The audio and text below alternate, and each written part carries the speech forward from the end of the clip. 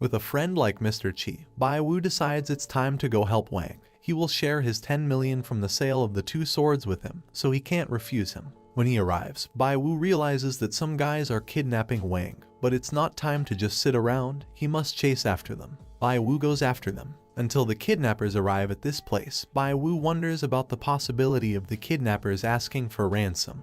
But it is very low, so he will call the police, but to his bad luck, there is no signal. 95% of the signal is blocked. Bai Wu wonders about the probability of rescuing Wang. It is 37%. For him, that is enough. The system is making a lot of progress. Now it gives more specific details. It tells Bai Wu that after about 6 seconds, the guard will go to the door and turn around for 4 seconds.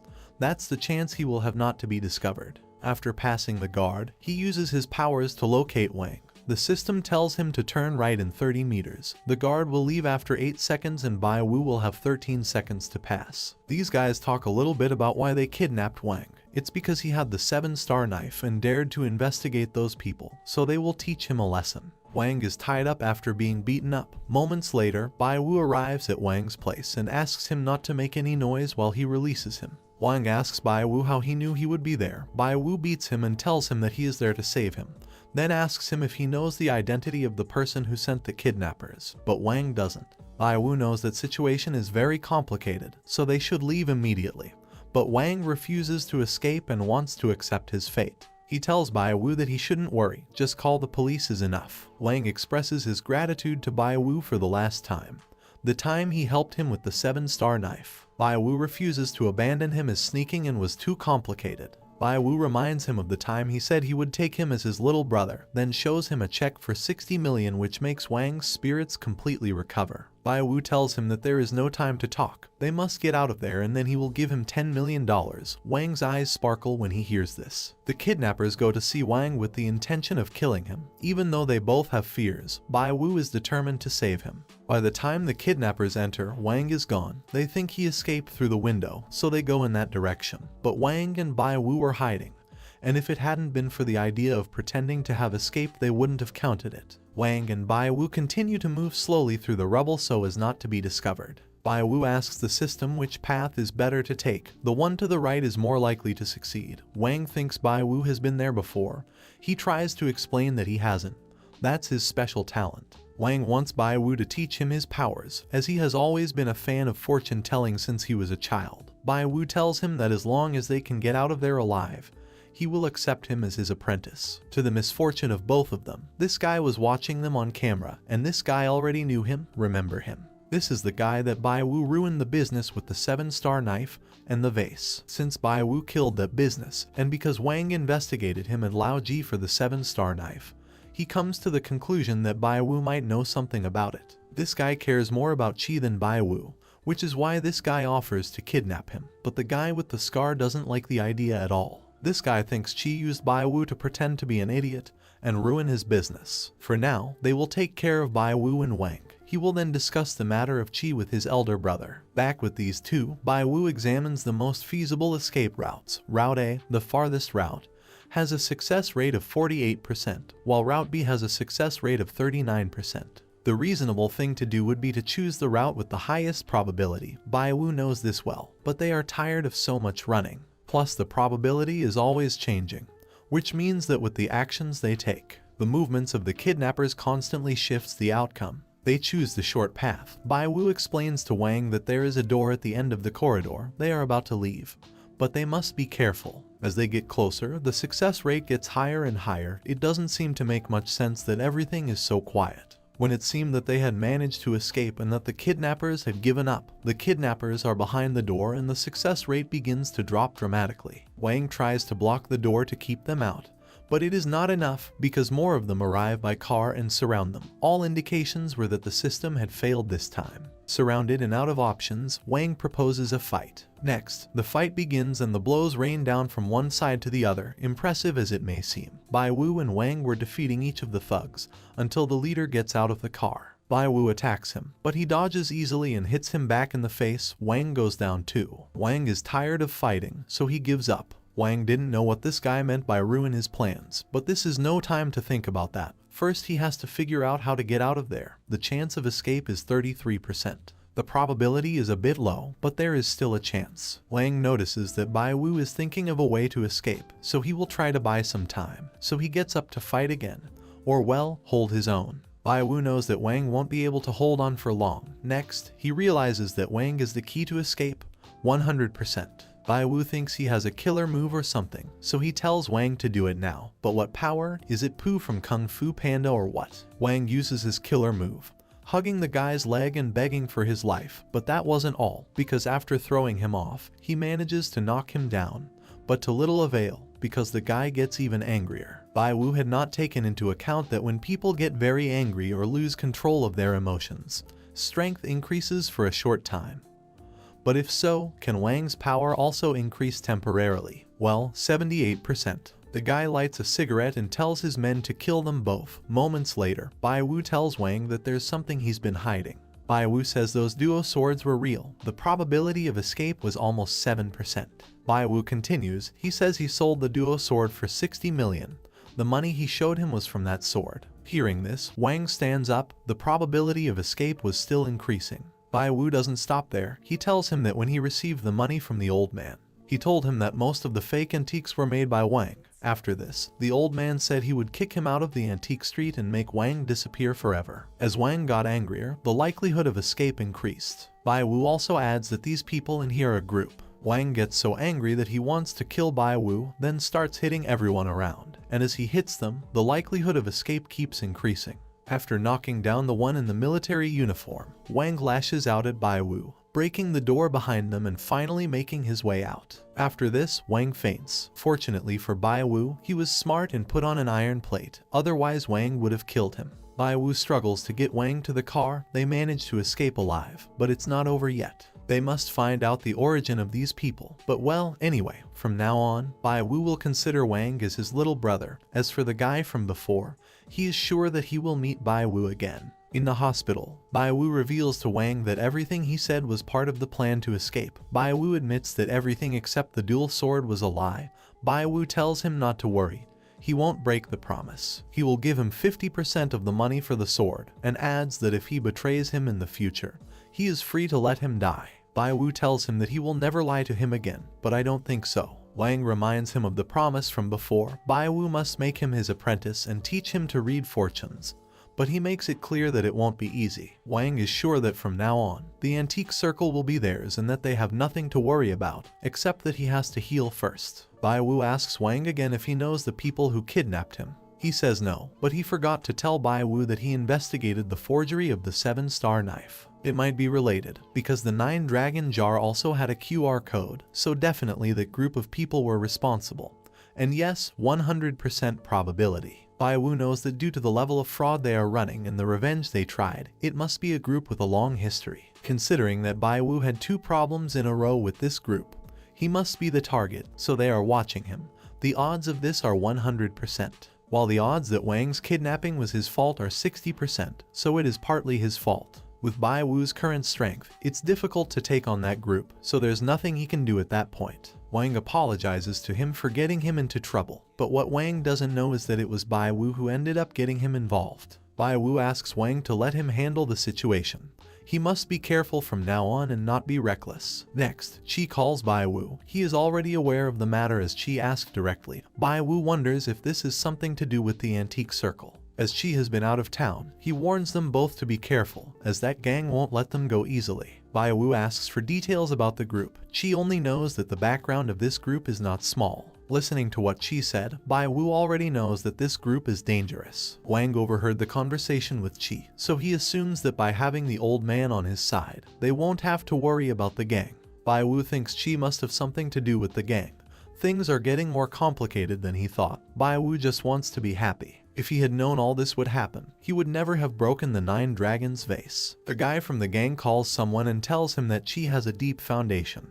That coupled with the recent investigations into the group, that's something they want to avoid, so they plan to kill both of them to solve it. The person he was talking to was this guy, and he's excited about the show that had just started with Chi and Bai Wu. A few days later, Wang finally gets out of the hospital. Now they must go undercover. Well, Bai Wu doesn't, as he believes an assassin isn't stupid enough to attack in broad daylight. Wang tells Bai Wu that they should hide for a few days and wait until Qi returns to talk things over. Wang knows a safe place, but Bai Wu tells him that it is not necessary, as waiting for death is not a solution. They should take the initiative. Wang thinks Bai Wu is crazy for wanting to confront the gang. He reminds Bai Wu that those people are too cruel, and they almost lost their lives trying to escape, so it is risky to confront them. Bai Wu asks Wang if he really wants to keep hiding. Since they are both in the light and the gang in the dark, the first thing they must do is to gather information. It is the only way to take the initiative.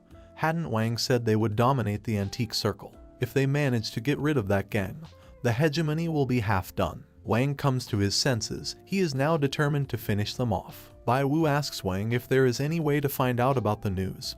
He replies that there is a guy in the northern city they can ask, as he is very knowledgeable and gossipy, and as long as he is well paid, there is nothing he can't find out. Bai Wu wonders if this person will help him investigate the group of counterfeiters. The answer is 100% yes. The system doesn't know how to answer Bai Wu if that person they are talking about is so amazing, because the connection of words is too complicated to answer. Moreover, the probability of getting information from that guy is 0%.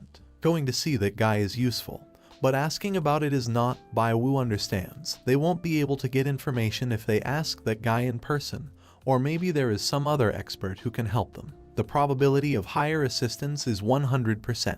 Talking to the system gives Bai Wu a headache. That said, they both set off for the night market. This market is interesting. Wang explains that the night market opens at night and closes at dawn. Yes, the name itself says so. Wang offers to guide Bai Wu. What they didn't know is that they were being watched. This guy smiles because it only cost him 100,000 to spread some rumors to slander Bai Wu and Wang. Yeah, 100,000. Pretty low. The guy starts to move and prepares his gun.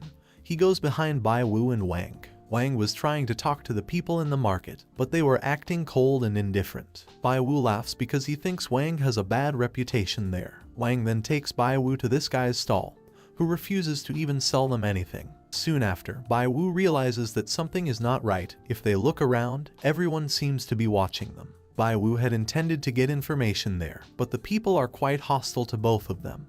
They are definitely in trouble. Bai Wu takes Wang to get out of there. He doesn't know why people are treating him that way, as he has been in that street for years. 10 minutes later, they both hid their identities. Well, at least they tried. Wang was sad as he has been a kind and polite person to the people there. The fact that they become his enemies overnight is a bit of an unpleasant idea. As they go undercover through the stalls before, they manage to overhear these guys saying the following. Wang is Qi's subordinate. That Qi is fond of the 9 dragons vase, but it is impossible to buy it at a low price. So he told Wang to break the vase and slander the seller, saying it is fake. Besides, he has a partner named Bai Wu. This guy says that bad people don't live long. So if you do bad things, you will pay for it sooner or later. This other guy asks if there is evidence for everything that is being said. The truth is there isn't. They assume it's true because they are all saying the same thing. Wang had to resist the urge to intervene in the conversation. It is obvious that someone is spreading rumors about them. Bai Wu assumes that the gang is responsible. The system confirms it. Bai Wu tells Wang that the rumor is not directed at them, but at Qi, as he is well respected in the antique circle and is not afraid of rumors and slander, so the rumor affected them. Fortunately, Bai Wu realized it in time. According to Bai Wu's calculations, they will have a nobleman who will want to help them in that night market, although he has no idea who it is yet, so the main task right now is to find that noble person first. Bai Wu turns around and notices that Wang is not there. He was negotiating with this guy. The item Wang wants is an original product. Moreover, it is not expensive, so Bai Wu will let him buy it. Wang offers the guy 5,000 and he ends up accepting. Then this guy shows up to tell the seller that those two are not trustworthy, so the item can't be sold to them. They are in trouble. Who is this guy? Wang recognizes him. He is Wu Hongtai. Bai Wu knows that the main task is to find the nobleman quickly, so they have no time to waste. Wang asks Hongtai why the object cannot be sold. He replies that the organ case is not from the Qing dynasty, but from the Ming dynasty, so the real value should be about 300,000. Wang tells Bai Wu that Hongtai is the house master of the Wu antique family, and they have a problem with each other. Perhaps Hongtai recognized Wang, and that is why he deliberately intervened to cause trouble. Hongtai tells Wang not to go out in the street like that because it is embarrassing. Bai Wu immediately recognizes that it is a provocation. Wang mentions that Hong Tai's martial arts are amazing, but that doesn't mean he should think about being the head of the antique circle and making the rules. Wang mentions that he heard that all martial arts practitioners are from Zuo Lengchen or Yu Buquan. Because of the murderous look, Bai Wu uses his powers to find out if Hong Tai is from the places Wang mentioned. But the odds are nil. The people around were already realizing that Wang was bad-mouthing the martial arts master. Then they start to recognize him a little. If things go on like this, their identities will be revealed and the plan to find this person will vanish. Bai Wu decides not to buy anything and leave. But Hong Tai stops them. He tells Bai Wu that if he doesn't agree with him, it's because he has bad eyesight and deceives the world. This guy is definitely looking for trouble. He's trying to get people's attention. Bai Wu uses the system to find out if that organ box is Qing or Ming Dynasty. It is 100% Qing Dynasty. Bai Wu tells him that the object belongs to the Qing Dynasty and stresses that Hong Tai earlier mentioned that it belonged to the Ming. So Hong Tai now decides to have a competition against Bai Wu to see who is right. Through verification, the one who is wrong is judged and must buy that box and give it to someone else. Wang tells Hong Tai that if he loses, he will lose the face of the Wu family and should not look for trouble again. Hong Tai begins to decipher the box. Bai Wu is surprised and thinks it's all he had prepared. Hong Tai explains that the box has two parts, the inside and the outside. The outside was made by a craftsman of the Qing Dynasty, and the inside was made by a craftsman of the Ming Dynasty, and stresses again that the market price is 300 million. It seemed that Bai Wu had lost. It is a big problem, if the system is correct. The outer box is indeed from the Qing Dynasty, but he did not know that inside there was another box.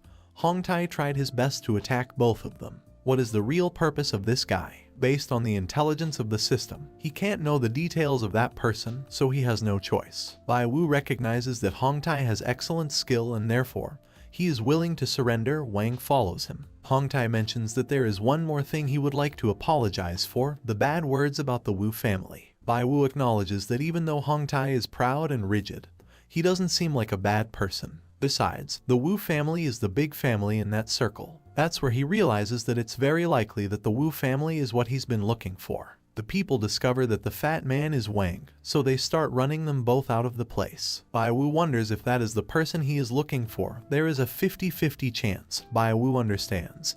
Even if it is not the person, it must be someone close to that person. Hong Tai thinks that Bai Wu is not skilled at all, so he wonders why his master has paid so much attention to him. Near them was this guy who had been contacted by Qi to protect Bai Wu, so they clearly got rid of the idiot from before who was planning to stab him. Bai Wu knows what to do. He tells Hong Tai that he has good eyesight and good technique, for which he admires him, but clarifies that the box costs more than 300,000. Bai Wu recognizes that the Wu family has a deep heritage and Hong Tai is an expert, so he asks him if there is any other mystery hidden in the box. Hong Tai replies that the Wu family has a mechanism box of the same type that has been handed down for many years, so even if there is no mystery in this box, he does not dare to say if there is anything else. Bai Wu asks Hong Tai to open the box and check what's inside. He starts to open it. After doing so, it was apparently empty. Then Bai Wu picks it up and starts to move it like a Rubik's Cube. Moments later, Bai Wu seems to have got something. It was this: one layer is a lotus pattern and the other layer is a circular labyrinth. Even Hong Tai, martial master, is surprised. That box is encrypted with a Chinese and Western combination.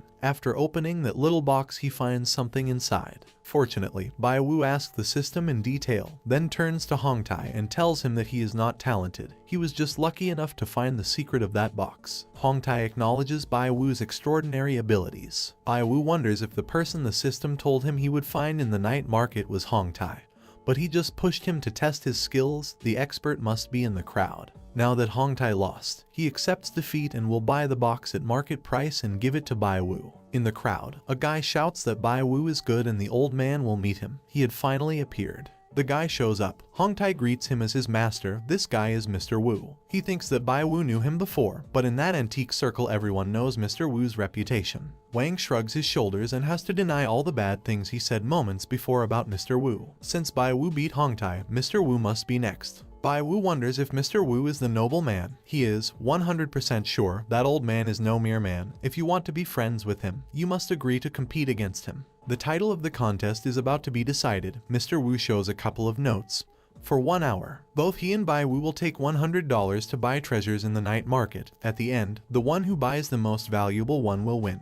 Bai Wu accepts and both of them set off. The people around considered this match as a fight between two gods.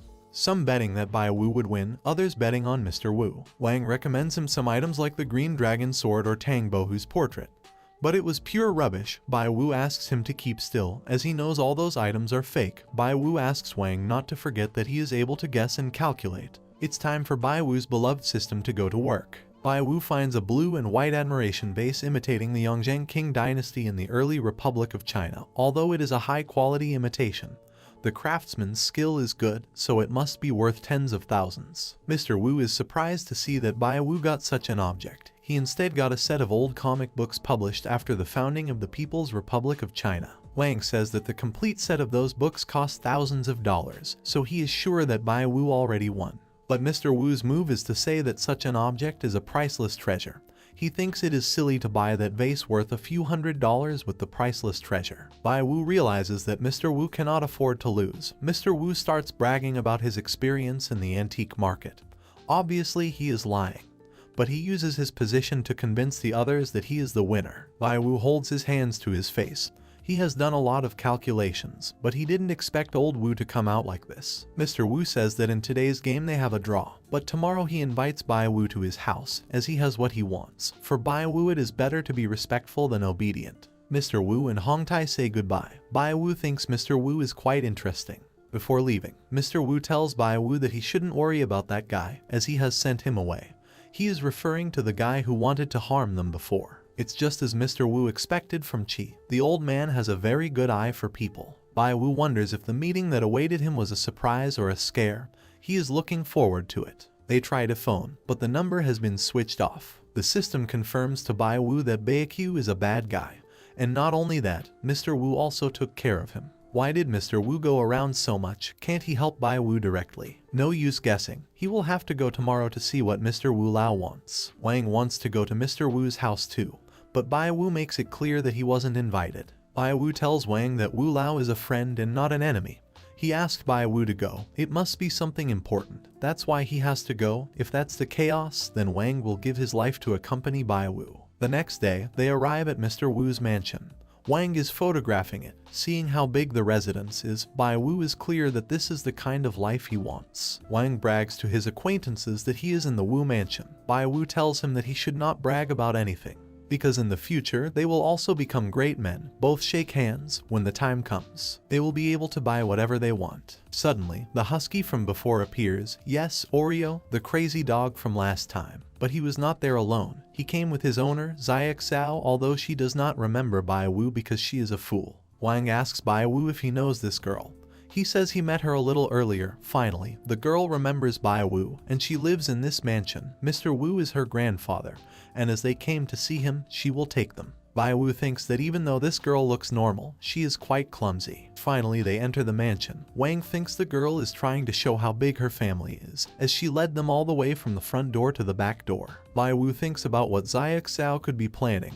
Has she intentionally led them into a trap? Moments later, Hong Tai appears. Ziyak Cao tells him that they are looking for Mr. Wu, but he reminds her not to let just anyone in, especially strangers. Yes, he pretends he doesn't know them. Next, Hong Tai asks Bai Wu and Wang to accompany him, as Mr. Wu is waiting for them on the terrace. Bai Wu was thinking wrong. That girl is pure, normal, and dumb. Mr. Wu was waiting for them. In that drive was all the information about the group chasing Bai Wu, but he makes it clear that if he wants that information, he must show him his true ability. Bai Wu asks him what he should do. Mr. Wu tells him that he heard a lot about him from old Qi, but he refuses to believe it. He can't believe he has such talent at such a young age. Mr. Wu tells him that to test Bai Wu's skills, Bai Wu will have to look at the treasures in his study room and say the values and origin. If he gets everything right, Mr. Wu will admit that Bai Wu has great ability and give him the USB. Bai Wu accepts the deal and Mr. Wu takes him to the study room, where the old man has collected treasures for years. Bai Wu starts to look around, but notices something. Wang notices that Bai Wu is taking it quite seriously, but the expression is somewhat strange. After seeing all the objects again, he confirms that it is a somewhat problematic situation. Wang offers to tell the values and origins of the objects as he supposedly knows most things in the room. Bai Wu asks him not to mess it up, as it is not as easy as it looks. Mr. Wu asks him why he doesn't talk. Wasn't he supposed to be able to calculate everything? Wang, seeing that Mr. Wu didn't look happy, thinks about how to prepare himself to find the nicest words to end the whole thing. Wang starts by trying to explain that Buddha head, which he says is from the Northern Wei dynasty, is a priceless treasure. Mr. Wu asks Bai Wu what he thinks about this Buddha head. That Buddha head is a fake. It should be something about 10 years old. The workmanship is excellent. The price is 30,000. Wang is surprised for bad, because even if it is a fake object, it is not something that should be said directly. Wang comes across the old thing from the spring and autumn period. He thinks it must be the best treasure. He is grateful to be able to see such objects. Bai Wu does not keep quiet. He says that this object is also an imitation. It is an almost perfect imitation, and the price is about 100,000. Wang was afraid of the reaction Bai Wu's words might cause in Mr. Wu, so he thinks of a way to fix the situation. Wang comes across this object, Mai Fu's running script, so he asks Bai Wu if the calligraphy and paintings are real. But the answer is no, they are also fake. Wang thinks Bai Wu is joking. Not that he doesn't believe in his abilities, but how is it possible that all the objects are fake? Wang asks Bai Wu not to make Mr. Wu angry. Bai Wu says that this calligraphy is a fake that was made a year ago using the technique of exposing paintings, combining the real and the fake, although it is a product that costs millions. Bai Wu goes through all the fakes he has found, all of high quality. There are a total of 73 antiques in that house, and all of them are fakes. Mr. Wu stands up and asks Bai Wu if him, as the patriarch of the 17th generation of the Wu family, only collects fake items. Wang tries to defend Bai Wu, who tells Mr. Wu again, all these items are fake. The situation between these two was getting more and more tense. Wang tries to patch it up by saying that Bai Wu had not slept well, so he was in a bad mood and his presentation is abnormal. Bai Wu wonders why all these things are faked. Today he feels like a sheep in a tiger's mouth. The system had told Bai Wu that he could pass the test smoothly and establish a friendship with Mr. Wu. But now he doesn't know how to handle the situation. Mr. Wu tells him that he will give him another chance. He asks him again if those antiques are real or not. Bai Wu's answer is the same. Mr. Wu tells him that he will have to take responsibility for what he says, for some reason, then starts to hurt Wang. Bai Wu asks him to stop, as this is all about him, not Wang. Moments later, he lets him go, but at what cost? Because Mr. Wu positions himself to fight and punches Bai Wu in the stomach. Mr. Wu seems to have no intention of letting them go. He is clearly a noble man. But why is he dealing with them like that? And more importantly, why is the room full of fake objects? Bai Wu wondered what he could do. As he slowly fell unconscious, Mr. Wu asked him for about the 4th time the same question. Bai Wu didn't change his position. They are fake objects and he won't change his mind. Then Mr. Wu started to laugh out loud. But that's not the only thing, because Qi is also there and relieves Bai Wu's pain by hitting exact acupuncture points. Mr. Wu tells Bai Wu that he approves of it. He also clarifies that he didn't even hit him that hard. He felt it because of the physical ailment he has. Everything is calmer now, but Wang can't stop crying because of his fear. Both Qi and Mr. Wu are old acquaintances. Qi had asked Mr. Wu to look after Bai Wu, but he didn't trust Qi's vision. That's why he wanted to test him. For the same reason he went to the night market, but admittedly the performance was good. So good that Wang almost scared himself to death. Mr. Wu likes Wang's words. That's why he will reward him with a big red envelope. 10 million for him and 50 million for Bai Wu, although Wang complains that he is getting less. She asks Bai Wu if he is not curious that they are in a house with fake antiques, then tells Mr. Wu to explain the situation. Mr. Wu mentions that all the antiques in that hall are fake, though of exquisite craftsmanship, which is enough to imitate the real thing. He keeps them in his collection to study them from time to time. On the other hand, it is also to temper the mind, and more importantly, many of them come from the same place, the Shenggong Hall, the gang that Bai Wu is looking for. Basically, knowing the methods employed by Shenggong, they will be able to confront them. This old man's studio is called Wuzhen Pavilion. It turns out that this is the source of the counterfeit goods in Mr. Wu's house. But what worries Bai Wu is that he used the system to calculate when he saw the fakes in the house. A room full of high-quality fakes. Could it be that the Wu family has something to do with the group of counterfeiters? No, maybe it's not Mr. Wu, but another member of the family. But when he was asking questions, the system stopped. Bai Wu must find a way to find this guy as soon as possible. Bai Wu thanks for the teachings. Chi has a suggestion. Both Chi and Mr. Wu formally represent the Antique Association, so they invite Bai Wu to join as a member as he has strength, personality, and is suitable to join. Bai Wu thinks this is a fantastic idea. This would mean that Bai Wu would be a real person belonging to the Antique Circle. But Wang tells him to calm down, as it is just the beginning. The Antique Association has thousands of members, and Wang is one of them. But Bai Wu is extraordinary. He cannot just be an ordinary member. They are offering him to be one of the core members. Mr. Wu is fascinated by the idea that in the future, they will deal with idiots who counterfeit and sell fakes together. Wang is very surprised to hear that they will make Bai Wu a core member. There is something special with this kind of members. The core management of the Antique Association is made up of 17 standing committee members. Although there is a chairman and vice chairman, decisions are made by the votes of these people who people usually call the core members. There are only big names in that circle. Wang approaches Mr. Wu to tell him that he is still an ordinary member, hinting that he wants to be a core member. But Wang is only considered as meeting staff. She tells Bai Wu that he has everything to become a core member, but that issue is covered by Mr. Wu. Wang mentions that the core members have always been absent and replaced. Who will they kick out to give Bai Wu a place? Mr. Wu mentions that the old son of Jingdexing in the west of the city was bought by a group of counterfeiters and did disgraceful things. That was enough to get him expelled. Chi came out this time to implement the resolution and kick him out of the seniority circle, although it was quite cheap just to be kicked out. Mr. Wu had other plans for him, but Chi clarifies that the society has rules. Bai Wu asks both of them what the origin of the group of forgers is. They will talk about it over tea. The Hangzhou Antique Association is over 100 years old. They have all fought against fakes. For a while, they were suppressed and dissipated, but the good times don't last long, because suddenly, a mysterious man appeared in the area. Involved with a group of scum, he started his business of manufacturing and selling counterfeits, and as time went by he reached the top. That group still has a lot of roots. The counterfeiting skills are more and more exquisite in recent years for some products out of the market. It is hard to see the defects, and it is true, because if not for Bai Wu, Chi would have bought the 9-dragon vase before. Now the power of this group has entered the core of the Antique Association. Chi mentions that as the old son is an example, and assumes that it is not just that. Mr. Wu is quite angry. If he finds out the identity of the person, he will show no mercy. Bai Wu thinks that if Mr. Wu has something to do with those people, it must be deaf. Bai Wu must eliminate the spy from the Wu family as soon as possible. Bai Wu asks the system who is the person who associated with the group, but the system still doesn't move. Bai Wu tries to ask other questions related to this, but the system still doesn't respond. Riot Games servers be like. Bai Wu thinks the system is broken, or maybe he tests it, but the system tells him that the content of the question is unclear and cannot be answered.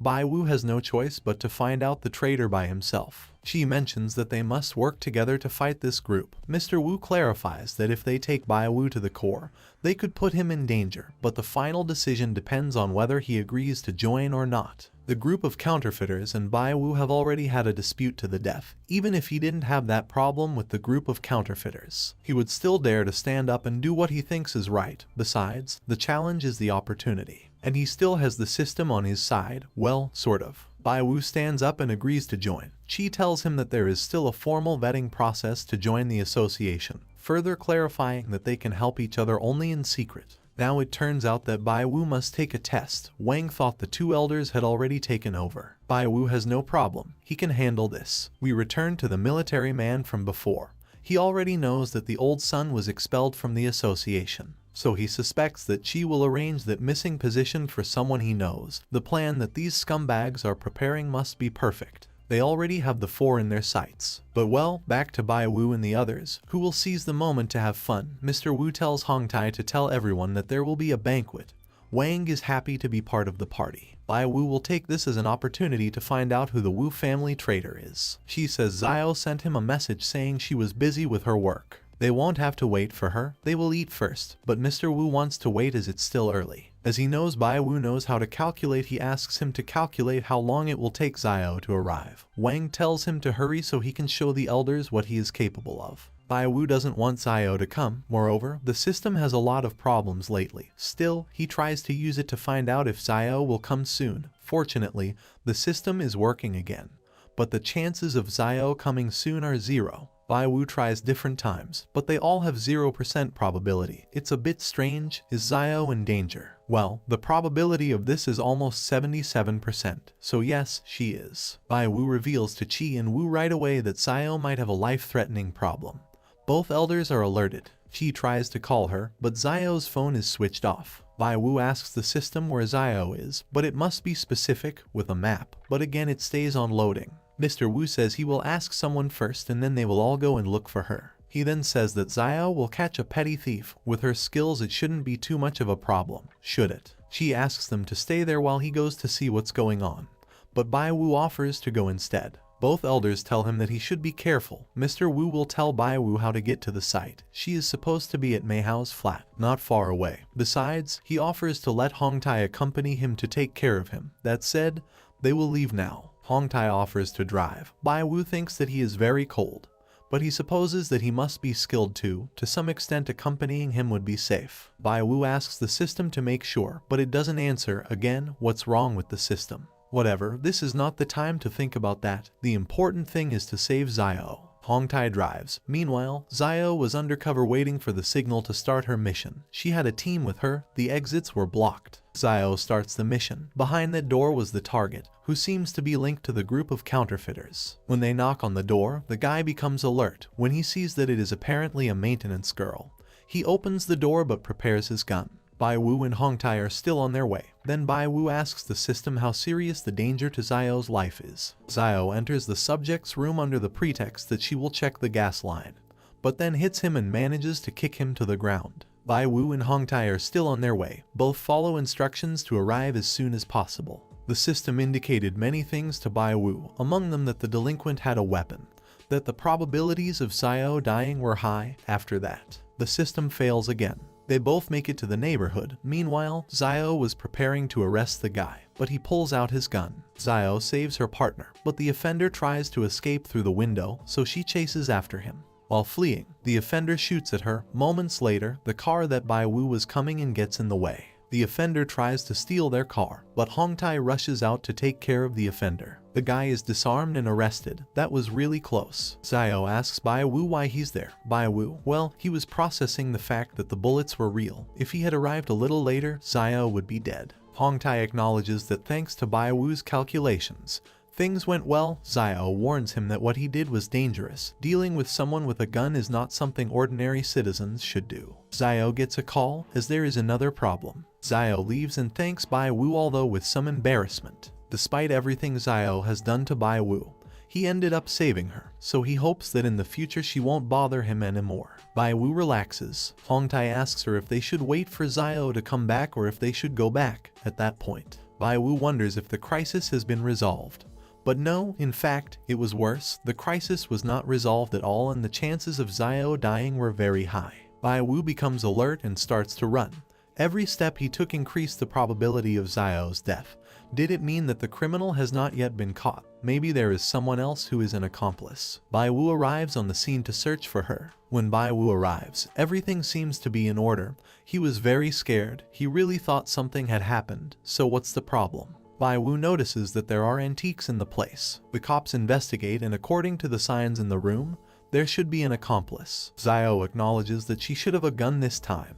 As it is very dangerous, she informs her colleagues to keep a close eye on the suspicious persons. Xiao redeclares a call, as the residents wonder if the operation is over. Bai Wu begins to think. After a moment, he realizes that the danger is due to hostage rescue. Bai Wu approaches Xiao because he must tell her something important. She tells him to tell her later, as it is dangerous and he should leave. She insists that he leave, as if he does not, it is as if he is obstructing official duties. Bai Wu yells at her that if she leaves, her life will be over. Bai Wu regrets for being nosy, but he can't let her die. He explains to her that the scope of the current search is large, and manpower is limited. Besides, they don't know where the person they are looking for is. The longer they delay, the easier it is for things to get out of control. Bai Wu mentions that he can tell her fortune, then asks Xiao to make a decision after listening to his analysis. Bai Wu knows she is very stubborn, so he thinks she won't believe him at all, but surprisingly, she agrees to listen to him, under the excuse that any help from passionate people will be taken seriously. Bai Wu wonders what has happened to her all of a sudden. She is very different. Bai Wu starts talking. She mentions that those guys didn't hang around for no reason. Besides, it looks like they just ate. She suspects that the guy might have gone to buy cigarettes, specifically at the small supermarket south of the community. That said, the two of them will go together. Well, Hongtai too. Xiao tells her colleagues that the suspect is in the supermarket and that she is on her way to arrest him. The system confirms to Bai Wu that the offender has gone out to buy cigarettes, but also warns him that he has heard the gunshots and is ready to escape, and worse, has slipped into the crowd. Bai Wu tells Xiao that the offender was alarmed by the gunshots just now. Xiao's comrades find the target. They are in pursuit as he tries to escape. Bai Wu, Xiao, and Hongtai quickly jump into the car to get to the scene. The offender is now heading east. Also, there is a shopping area there, so he heads there. It is possible that the guy has a gun and has called for backup. There are two policemen standing guard on the street, but the offender noticed them. Now he runs to a building under construction. Xiao arrives at the building under construction, where they prepare a plan to block the criminal's exit. Then she gets out of the car to start searching. Bai Wu doesn't look too good, so he tells Hongtai to go with Xiao to keep her safe. Bai Wu asks the system if Xiao will be safe this time. She is now no longer at risk, or so it seemed, because moments later, a brat enters the construction zone. Following that, the probability of risk starts to rise, and not only that, the chances of the child being taken hostage are very high. Bai Wu has to interrupt his break to start moving. The boy thinks that Bai Wu is chasing him, but in reality he is in front of the offender, who is indeed armed. To make matters worse, the system went crazy and now says there is a mistake.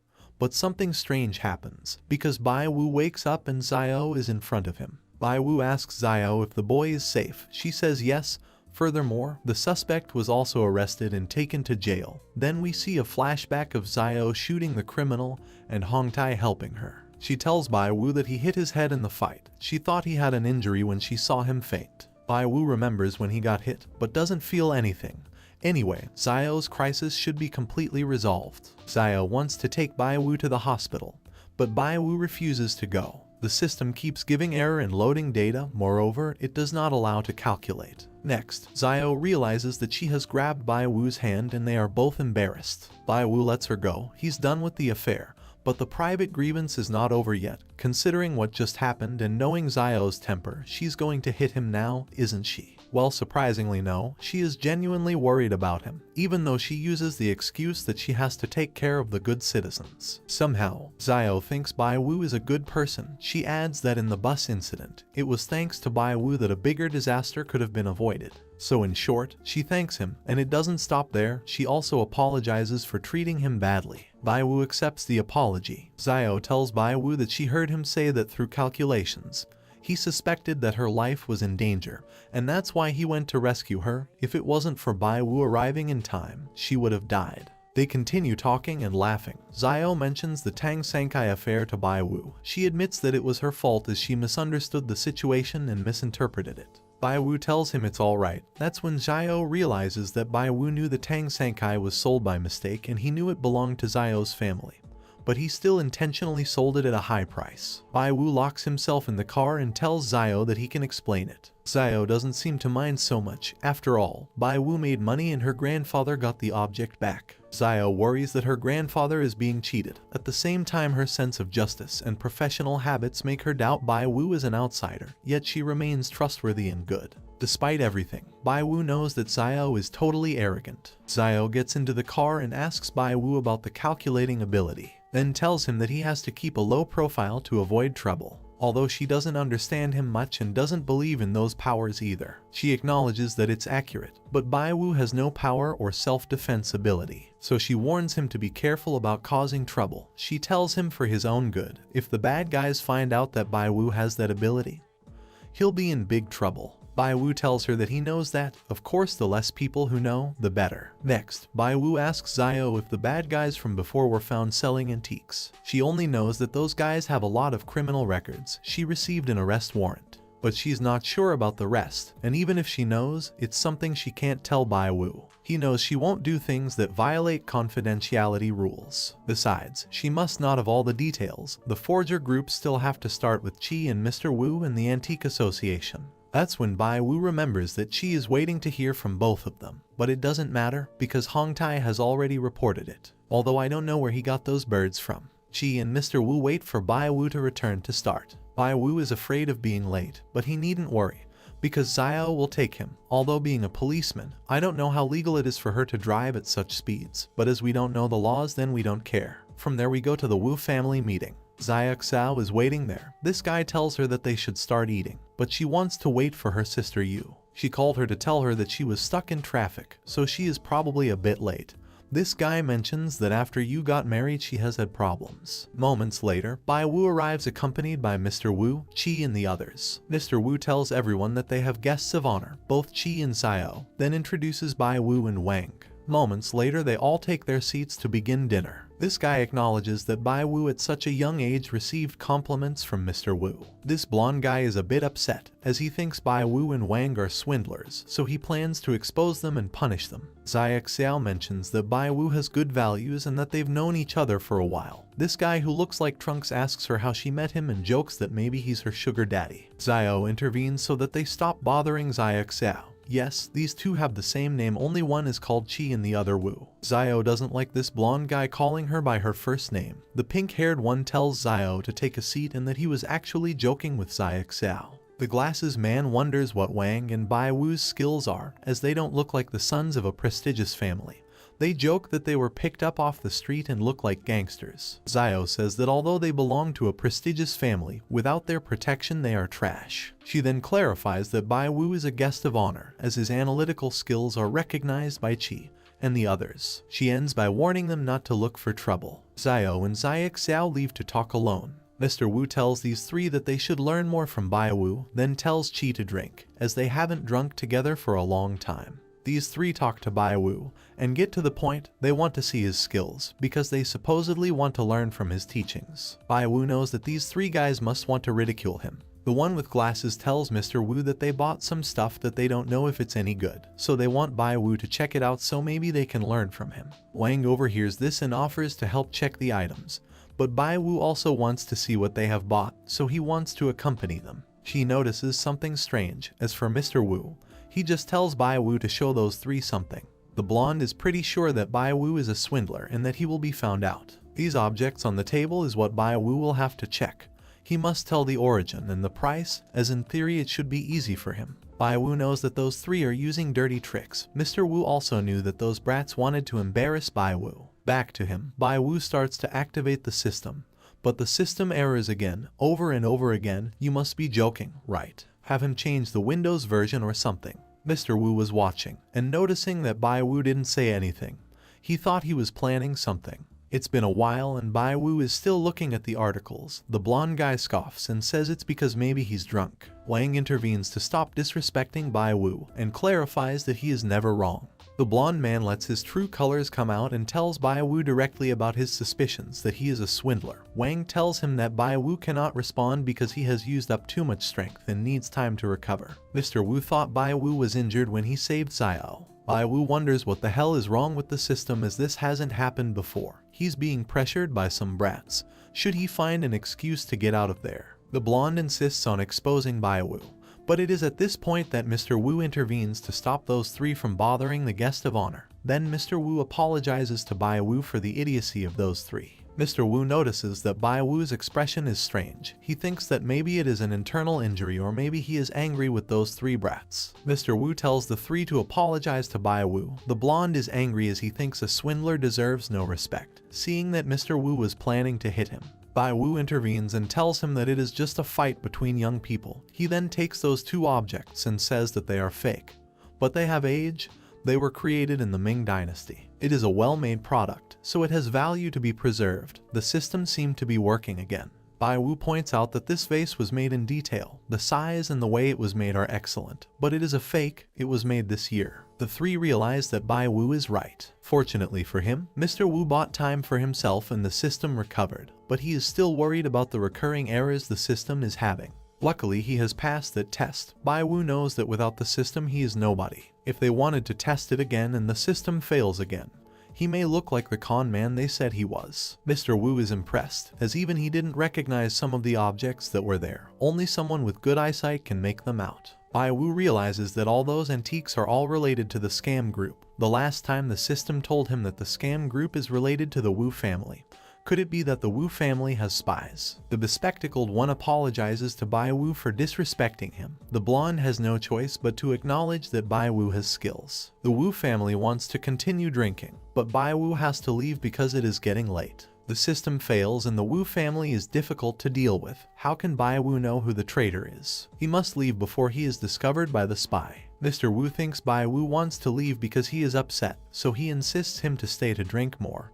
Wang also wants to stay a little longer. At that moment, Bai Wu remembers that Xiao told him that he shouldn't draw so much attention to himself. If the system is failing and if the spy attacks Bai Wu now or is reported to the company, he's dead. Bai Wu insists on leaving, but Mr. Wu grabs his arm and tells him to wait, then asks him if he's known Zia Xiao for a long time. I think this old man has it in his mind that these two are getting married, and yes, indeed. But things get complicated because Qi realizes the situation and is not at all happy about it, as Bai Wu is supposed to marry Xiao, his granddaughter, as she met him before and he also saved her life. Mr. Wu insists that they should ignore the life-saving part, as according to him Bai Wu and Zia Xiao have a deep relationship. They both start arguing. Both Xiao and Zia Xiao intervene to stop it, as neither of them want to get married, let alone in such a sudden way. Xiao leaves in tears as Qi never asked her for her decision in such a big matter. Why did all this happen? Bai Wu just wanted to get out of there,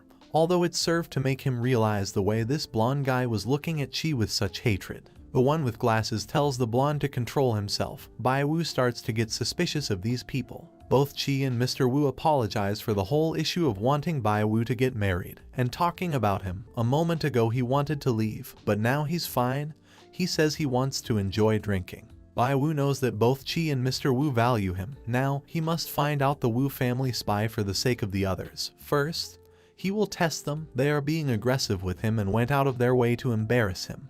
What do they want? Well, he can't know because the system keeps failing, although Bai Wu believes he can discover the spy using his own analysis without the system. Bai Wu approaches these three. Although they look sophisticated, they are very cowardly. Bai Wu proposes a toast, but they want to start first under the excuse that he has taught them a lot. Seeing the blonde's face, Bai Wu thinks that it reflects just what he thinks in his face, so he can't be the spy for the counterfeiting group, but he may be acting to confuse him. That would be very cunning. The blonde asks Bai Wu how he and Xiao met, while holding his hand tightly. Well, it's a dramatic story. He tells him that Xiao mistakenly sold his family's tricolor glazed pottery, while he was lucky enough to get it, and later, he helped her stop the criminal who was trying to set fire to the bus. That's how they met. The blonde squeezes Bai Wu's hand harder. It looks like jealousy, so Bai Wu clarifies that they know each other but there is nothing between them. Bai Wu is honest. He doesn't like violent ones. The blonde lets go of his hand. This confirms it. He was acting rude because Qi mentioned about the engagement with Xiao. The pink-haired one says he has a lot of speeding tickets on the highway. Then he asks Bai Wu if he is interested in car racing. The guy intervenes and says that Bai Wu is not as idle as him. Then he threatens to block his card so that he can only do company business. Both the blonde and the pink-haired man are more concerned about having fun, so they shouldn't be the spies. Besides, they don't have their own money. Bai Wu better focus on the older ones. As he gets closer, he realizes that they only talk about things like funds and stocks. Moments later, a lady approaches Bai Wu to ask him to do divination on a very expensive necklace. Bai Wu is exhausted. The world of the rich is very strange. They only talk about money. He has nothing useful. He hasn't managed to get anything even though he has worked hard. None of them looks like a spy. Suddenly, Mr. Wu calls Bai Wu. There is a mole in the Wu family counterfeiting group, but he doesn't know who it is. Besides, the system is out of order. Should Bai Wu remind Mr. Wu of that? Maybe he could take care of it. Bai Wu reminds both Qi and him of what they talked about in the morning. The group of counterfeiters know a lot about them while they barely know them. Hongtai reports that the lady and her husband have arrived. There was someone missing. It's these two. Bai Wu immediately notices that the guy looks shady and doesn't seem to be a good person. Then the system warns Bai Wu that the son-in-law of the Wu family is not a good guy. The system is back up and running, so Bai Wu asks if the son-in-law of the Wu family is the mole. This girl is Ruyu, Zia Xiao's sister, and she is always late because she is supposedly always busy. Bai Wu notices that no one seems to care about the son-in-law. Plus, the system falls down again, so he'll have to rely on himself to find out the guy's background. Mr. Wu introduces them both. Ruyu's husband's name is Suzy. Ruyu apologizes for being late. Bai Wu tells the pink-haired man that his brother-in-law is in a bad mood. The blonde doesn't care if Suzy is in a good mood or not, because if he hadn't married Ryu he wouldn't even be able to feed himself. Bai Wu realizes that Suzy is a matrilocal son-in-law. The pink-haired man whispers to Bai Wu that Suzy is a failure, and that he has no idea how he convinced Ryu to marry him. Even though Suzy has an impressive academic background, he has achieved nothing else. A loser couldn't be the mole in the group of counterfeiters, but what the system said is too vague. Who knows if he's just a loser or the real mole? Maybe he's just a nobody, but then again, that look of contempt speaks volumes. The blonde-haired guy tells Bai Wu that he's better than Suzy, so if he ended up marrying Xiaoxiao, that would be great, since she wouldn't be cheated on by losers, but Bai Wu tells him he's never thought of that. Bai Wu thinks the possibility of the Wu family's son-in-law being the mole is very high, but he needs to get more information. Next, Ryu approaches him and introduces himself. Mr. Wu told her about him, but she thought he would end up introducing her to a highly respected old expert. Bai Wu thinks that compared to Xiaoxiao, Ryu will be harder to deal with. Bai Wu tells her that he is very flattered. That's when he realizes something else. If Suzy is the family mole, his wife might know something. But when he gets too close to her, Suzy tries to intervene, but she lets go of his hand. Ryu asks Bai Wu what he does for a living, and he replies that he has no job and is only interested in the antique business. Bai Wu notices that the son-in-law is quite angry, perhaps because he thinks he is flirting with his wife. But despite this, they do not seem like a sweet couple. Mr. Wu intervenes to tell Ryu that Bai Wu is capable of fortune-telling. Suzy gets angrier. He thinks that fortune-telling is rubbish. He can't stand the Wu family speaking well of a cheat like Bai Wu. If the husband and wife don't get along, then Ryu might not know much about what her husband does, so he has to test him directly. Bai Wu asks Suzy if he is also knowledgeable about the antique circle. He replies that he is not an insider, but he is interested in the business. Bai Wu heard that Suzy is always busy. Besides, Ryu also works in the financial industry, so he asks Suzy if he is the CEO of a corporation. He replies that he is just an ordinary employee. Bai Wu thought that the man who married Ryu must be a member of the senior circles or an elite of some industry, but Suzy says that he is just an employee. Bai Wu tells Suzy that he is a member of the family anyway, though he fights for his own business without depending on the family, which seems impressive, but asks if his pay is enough to feed Ryu. Then Bai Wu mentions that Suzy is a matrilocal son-in-law, so he apologizes for the question earlier. Suzy gets nervous and only replies that he will try his best to get what Ryu wants, as he would like to do something for her. Bai Wu notices that this guy's answers seemed very scripted, even when he went out of his way to irritate him. It seems he won't be able to figure out anything without the system. However, he knows he was faking it, so something must be wrong with him. No wonder he was able to fool Mr. Wu and Chi. For now, Bai Wu better not scare Suzy. Instead, he should concentrate on his system bug. He can take care of exposing the mole when the system works well, but Bai Wu must do something before the system can work well. Wang tells Bai Wu that he is being too quiet. Next, Bai Wu asks him if he has many sources,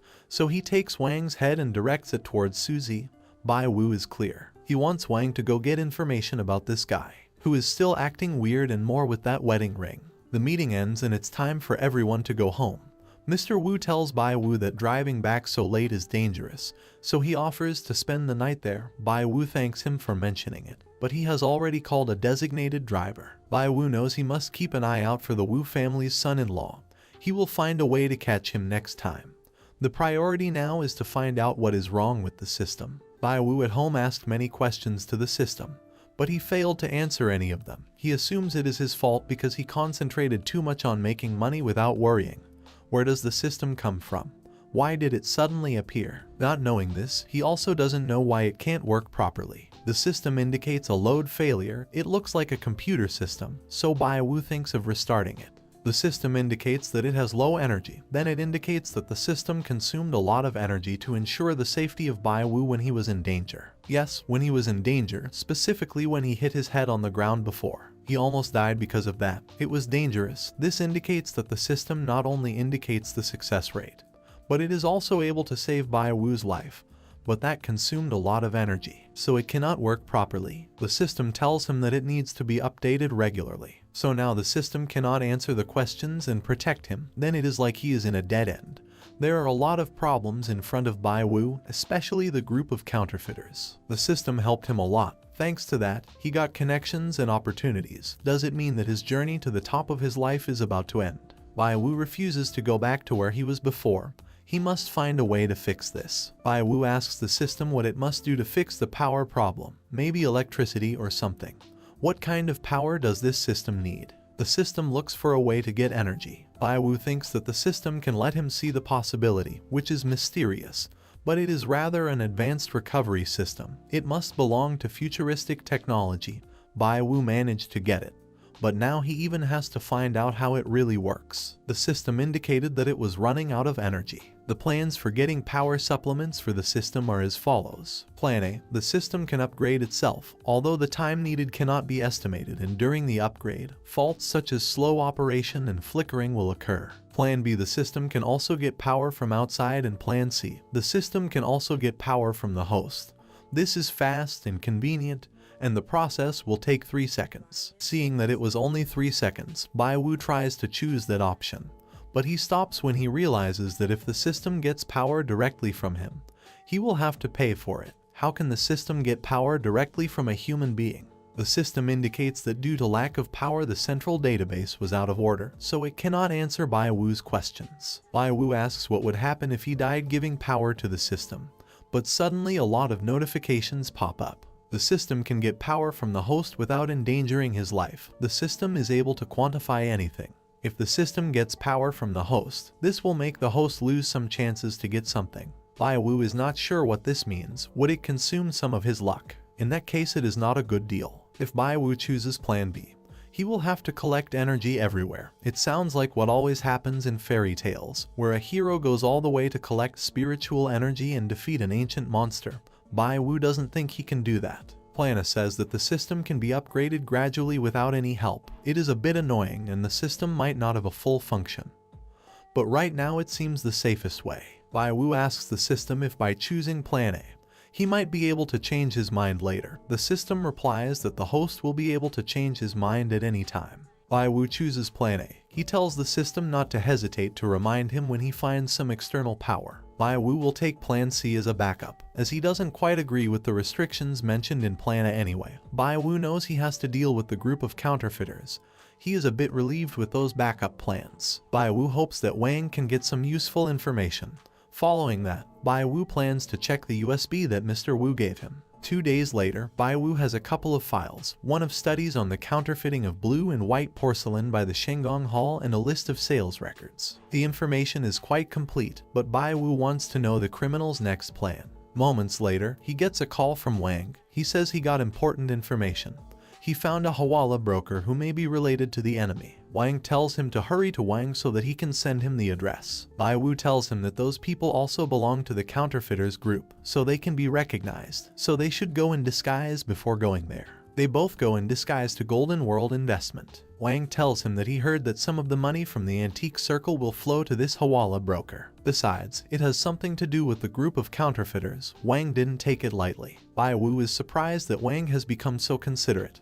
He has done a very good job. Wang's plan is to pretend that they will make an investment. This is to gain their trust. Then Bai Wu must use his special ability at the last moment, as it will consume a lot of energy. Wang offers to spy the terrain first. Bai Wu asks the system if this Hawala broker has anything to do with the group of counterfeiters, but receives no answer. Because the system cannot function when it is under maintenance, it will have to rely on itself. They both go to the meeting room to talk to this guy, who mentions that the company's project is market verified and has decent returns. To Bai Wu, this sounds like a good investment company, plus he can't find the connection to the group of counterfeiters. Wang intervenes to say that they will invest 10 million, but Bai Wu hits him as that is something he has not agreed to. Bai Wu tells the guy that he would like to call his investment advisor to make a decision, so the guy will wait outside. Bai Wu tells Wang that he hasn't found any clues, and also complains about the fact that he wanted to invest 10 million recklessly. Wang thinks he will find clues after he invests. Then Bai Wu realizes that Wang is hiding something.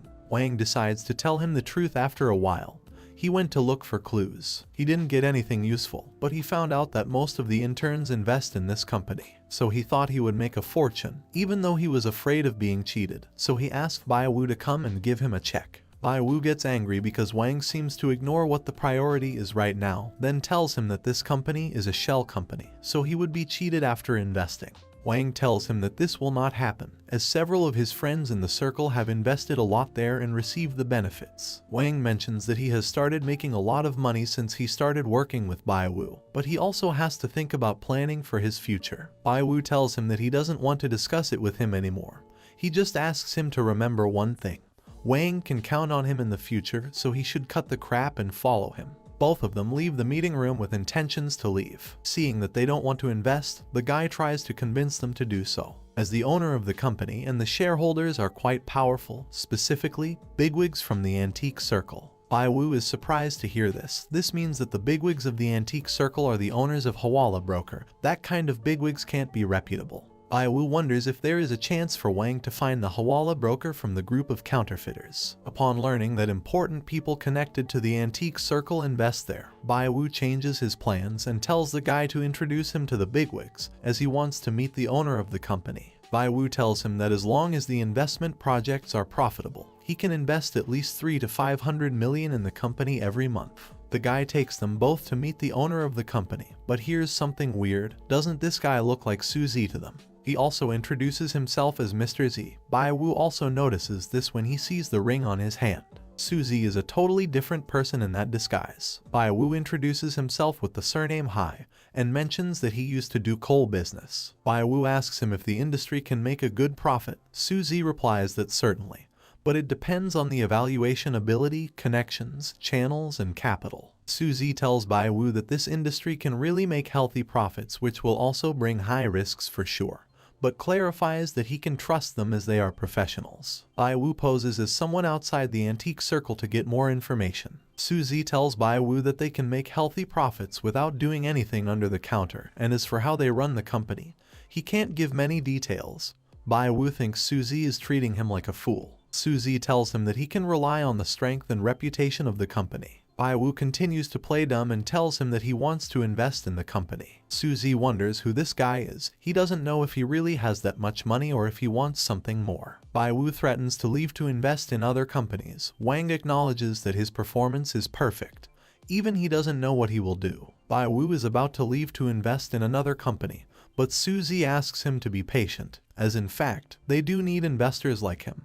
But he clarifies that in the antique industry, channels always outweigh money. Suzy says that they need a large amount of money urgently to make a big deal, then tells Bai Wu that if he decides to invest, he will profit proportionally. That's all Suzy tells him that he can reveal. Bai Wu notices that Suzy is quite attentive. He even made up the excuse that there would be a big deal. Could it mean that the Hawala broker really has something to do with the group of scammers? The system answers this question. There is a 100% chance. The system has not worked as such again. It is still under maintenance. Bai Wu has to fend for himself, but he is also grateful that the system answers his questions randomly. In the car, Bai Wu calls Chi and asks him if there has been a big deal in the antique circle, specifically a deal that requires a large amount of money. Chi tells him yes, there are a number of rare antiques from a foreign noble family, so a bunch of bigwigs in the circle are determined to get them. Bai Wu figures it out. They intend to buy these rare foreign antiques and then counterfeit them. They will be able to make huge profits by doing this, as they have an exquisite counterfeiting technique. Knowing that this is what Suzy intends, Bai Wu will take it upon himself to ruin his plan, starting by dismantling this Hawala broker first. Bai Wu wonders how to solve everything. These people run Hawala broker cautiously, and they must transfer the money through special channels. Even if they took down Hawala broker, they would only lose one of the shell companies. Moreover, Bai Wu has no solid evidence to prove that son-in-law of Wu family is the owner of Hawala broker. Rash action would only alert them. What is behind Hawala broker is the counterfeit network. Bai Wu only has one chance to catch them. Otherwise, he will get into trouble, so he'd better discuss things with Chi and Mr. Wu. They might be able to find a way to do it. The system tells Bai Wu that he won't be able to achieve anything without the help of the system and anyone else, since things are like this. The system proposes him to switch to Plan C. Bai Wu takes this as a challenge. He will try to destroy Hawala broker without the help of the system and anyone else. Wang tries to apologize to Bai Wu about what happened, but Bai Wu tells him that if things hadn't happened that way, they would never have found out that Suzy was actually the owner of Hawala broker. Wang only just found out that Suzy is the owner, let alone knew that Hawala broker had anything to do with the counterfeiting ring. Wang asks Bai Wu what they will do now, call Mr. Wu and give the son-in-law the coup de grace with him. Bai Wu says no, since they have no hard evidence, they should think discreetly. Wang realizes that if they get rid of Hawala Broker, his friends' investments will be thrown away. So Wang wants to warn his friends to withdraw their investments. Bai Wu's eyes sparkle with what he has just heard. He has just thought of something. From there we go to the Wu house, where Suzy was telling Mr. Wu about his so-called day at the company. Mr. Wu asks him to straighten his back when he talks to him. After this, Suzy returns as if nothing happened, and on the way he talks on the phone about transferring money to an account, although only a part of it. The rest he will do when he has the money in full, and he contacts none other than the guy with the scar, the military guy, the guy that Bai Wu and Wang fought against before. He offers Suzy to promote him to senior member of the organization once they achieve their goal. But what Suzy really wants is to get to where he is. When Suzy takes over the counterfeiting network, he will be powerful enough to turn everything in his favor. Even the Wu family will be his. Then he will be at the top of both the criminal world and the antique circle, according to him. He has been suffering for many years, and for the first time he begins to see hope of success. Or so he thought, because then he gets a call and is told that something has gone wrong. Something is wrong with the Hawala Broker. Bai Wu has already started to move his cards, and that's how the first part of this manhwa ends. Well guys, if you like this video and you want a second part, comment below with the word part 3. Also subscribe to the channel, hit the bell and like the video. But most important, leave a comment. Until the next video.